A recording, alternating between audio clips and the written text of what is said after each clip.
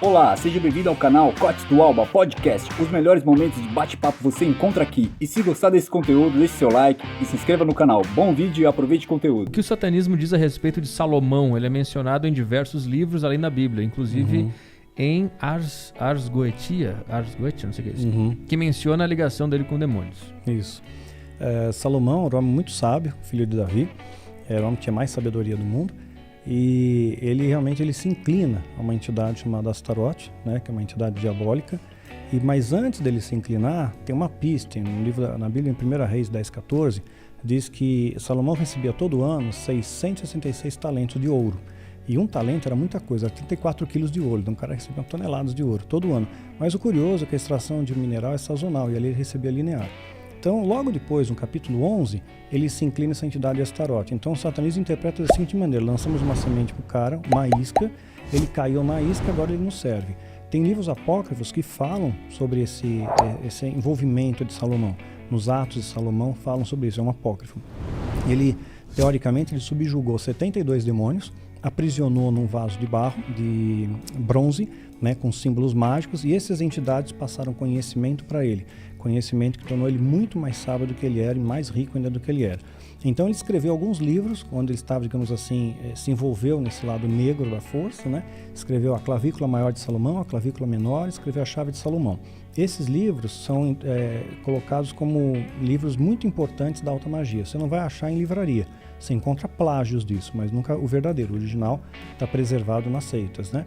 E aí depois ele se arrepende, ele volta para Deus, né? Em Eclesiastes ele deixa claro, tudo é vaidade, correr atrás do vento, ele se arrependeu daquilo que ele tinha feito. Agora é interessante os 666 aparecer lá no Velho Testamento, e em Apocalipse mostra o que ele é.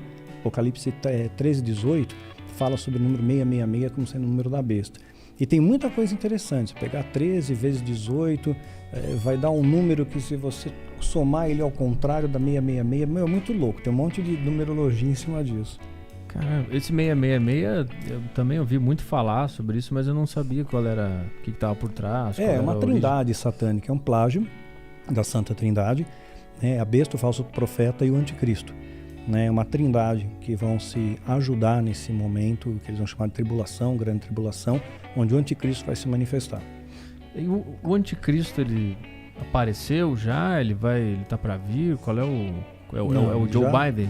Não, Joe Biden não. Ele já não tem mais idade para ser anticristo. Tem que ser jovem. Tem que ter fôlego, né?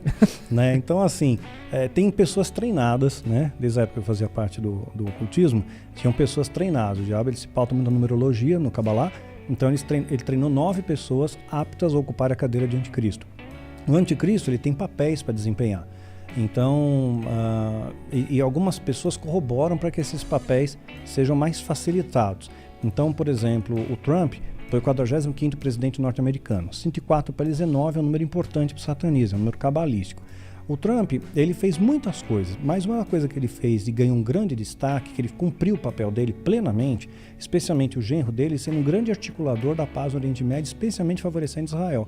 Só o fato dele transportar a embaixada americana para Jerusalém já é um ato histórico isso, né?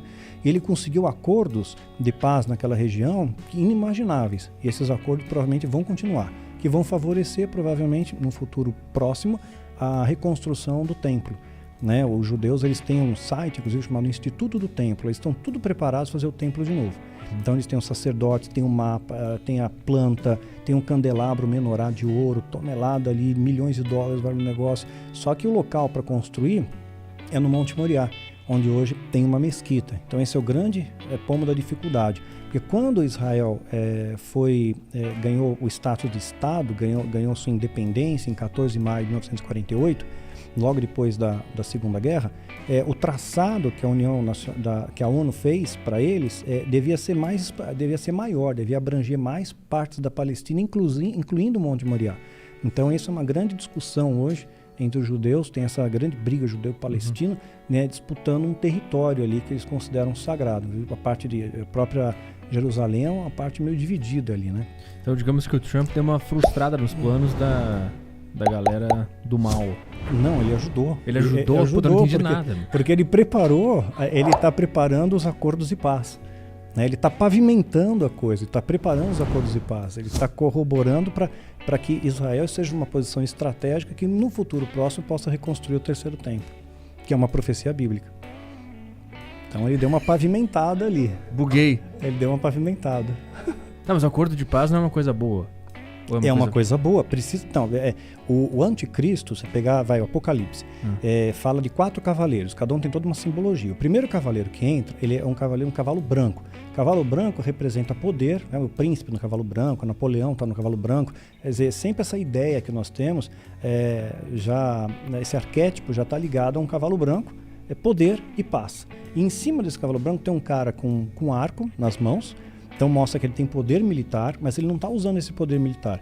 Ele vai tentar argumentar na paz. Então no cavalo branco, paz, né? E o arco sem flechas. As flechas estão lá na nota de $1 que a águia está segurando. Né? Então mostra que seria alguém vindo dos Estados Unidos, nova ordem mundial. Então alguém vai chegar trazendo um acordo de paz. Esse é o anticristo. Inicialmente ele traz paz, né? Para que todo mundo se una. Né? Então quando eu vejo, por exemplo, a questão o aquecimento global. Se isso for um interesse coletivo, une as pessoas, bom. O Al Gore foi laureado com um prêmio Nobel, né, com o livro dele, Não Há Verdade Inconveniente. Então, estão preparando o terreno aí, né? Então, inicialmente, sim, vai tentar promover a paz, vai trazer segurança, vai dar uma aquietada, puxa, agora a coisa está ficando boa, agora sim, só que aí não. E aí logo depois vem o planejamento que eles real. Sim. Ah, entendi. Então mas aí essa construção desse templo vai criar uma guerra, um conflito, é isso? Inicialmente vai trazer, provavelmente, ele pode ser gerado mediante uma guerra. Os Estados Unidos é aliado de Israel. Digamos que Israel seja atacado, os Estados Unidos tenha que rechaçar isso, ele pode, de repente, destruir aquela área ali que eles querem construir o templo. E pode agregar aquilo para Israel, hipoteticamente. Né? Não sou especialista em comércio exterior, mas poderia acontecer algo nesse sentido. Mas nunca vai ter, então, um anticristo específico? Não, tem um cara que vai ser o final da linha. Tem entendi. alguns que vão pavimentando, vão preparando, levanta para ele cortar. Entendi. Né? Então, são os levantadores. E a gente está longe disso ou tá perto? Por observação, acho que está perto. Está perto. A Beatriz quer fazer uma questão, faz no microfone lá, aí corta para ela não aparecer, só porque temos a privacidade aqui da galera. Pode ir ali. Vai lá. Atenção, pessoal.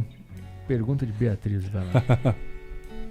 Não, é que quando eu era da igreja eu nunca entendia muito bem o texto de Apocalipse, que é muito difícil, né? Sim, sim. E fala sobre arrebatamento, das pessoas sumindo. Eu nunca soube o que era fantasia, o que era verdade. Das pessoas sumindo, a roupa ficando, o espírito subindo. Até onde é fantasia, até onde é verdade. E quando o anticristo vier, a igreja já vai ter subido, digamos assim. E aí o que acontece depois? Acaba o mundo depois que ele vier? Não, é assim, existem várias posições escatológicas, tem uma até que fala do milênio e tal, eu explico isso num vídeo também meu, que é um resumo do seminário de escatologia, eu falo um pouco sobre a questão do milênio, e em suma é o seguinte, né, vai ter o Apocalipse, que vai ser um período dividido de 7 anos, que vem de uma profecia lá de Daniel, né, antiga, que corrobora com algumas profecias também que Jesus estabelece em Mateus 24, e vai durar 7 anos. Né? Então, a igreja, para quem é mid ou meso-tribulacionista, são várias posições escatológicas. Tem algumas que acreditam com pré-tribulacionismo, ou seja, a igreja vai arrebatada antes, quando o bicho pegar, a igreja vai embora. Só que se isso fosse fato, se agora fosse, digamos, um arrebatamento, ninguém ia notar quem sumiu. O cara não vem mais na igreja, pois é, sei lá, tá viajando, né? Caiu no mundo, né? Se perverteu, o cara foi arrebatado. Então, assim, é impossível. Então, eu creio mais no mídia, no meso, a igreja passa por uma parte dessa tribulação e aí é arrebatado. A Bíblia dá chancela para isso, de que Jesus vem nos buscar, que não nos vai deixar órfãos, que vem nos trazer, que não nos destinou para os dias de angústia, de tribulação. Então, dá valores para isso que ele vem nos buscar. Então, sim, a igreja santa é levada primeiro, a igreja que realmente é levando a sério, o remanescente fiel. É uma galera, não é muita gente, né? Agora, lá para frente, na grande tribulação, aí sim, quando o bicho pega, aí muita gente vai. Aí eu creio que é o grande plano de redenção de Deus, porque quando o bicho pega, quando sabe que você chega no fundo do poço, você não tem mais para onde olhar, só pode olhar para cima, meu. Aqui só tem um lugar, ai meu Deus, e agora, né? E Apocalipse capítulo 7 fala disso, que havia uma grande multidão que ninguém podia contar, todos com vestes brancas, palma nas mãos, e alguém pergunta, puxa, de onde eles vieram? Vieram da grande tribulação. Então, na grande tribulação vai trazer grandes conversões. Aí, paradoxalmente, vamos ter um avivamento. Mas um avivamento porque o povo está vendo que, puxa, a profecia está cumprindo. Aquilo que eu não acreditava está acontecendo. Olha, a pandemia está ralando, campo de concentração, para cá e para lá, e guerra, e se usar tecnologia nuclear. Então, aí as coisas começam a ficar apertadas, a igreja acaba se convertendo de verdade, as pessoas vão se converter. Então, se eu entendi bem, vai dar... Vou botar em palavras mais ignorantes aqui para as pessoas que não vivem esse mundo entender. Primeiro vai acontecer um pequeno caos. Sim. E quem já está com a fé em dia... Sim, mais ou menos isso. Já vai ser salvo. Isso, tá. E aí depois, quando vier o caos, o foda mesmo... Sim, o pior... Quem não tinha muita fé vai ter naquele momento. Sim, e aí vai ser salvo também. Exato. Esse é o lance. Entendi. Esse é o lance. Existe um período após isso? Não, porque aí acaba o nosso, no meu entendimento, né? Tem outras linhas que vão falar de milênio, mas o que você vai fazer no milênio aqui na Terra depois de uma guerra que só vai ter escombros, né? Vai sobrar nada daqui, quer dizer, que graça tem você governar no milênio aqui na Terra, com todas as limitações que a gente tem no planeta, com ar radioativo, você vê o que aconteceu em Chernobyl, já é um caos, né? Então imagina isso. Então eu acho que é mais uma alegoria, uma metáfora para o céu do que alguma coisa ligada à terrena. Então, seria o final da jornada humana. Então, a Bíblia tem começo, meio e fim. Ela começa com Gênesis, né, com a vinda do homem para a terra, né, expulsão do paraíso, e termina em Apocalipse com a ascensão do homem que volta. É a analogia que eu faço na árvore da vida. O homem vai descendo as camadas, né, da árvore, aí depois ele sobe de novo, ele tem uma ascensão novamente ao Criador. Ele volta para casa, ele volta para sua origem. E ele passou por um período aqui de lapidação, de crescimento espiritual.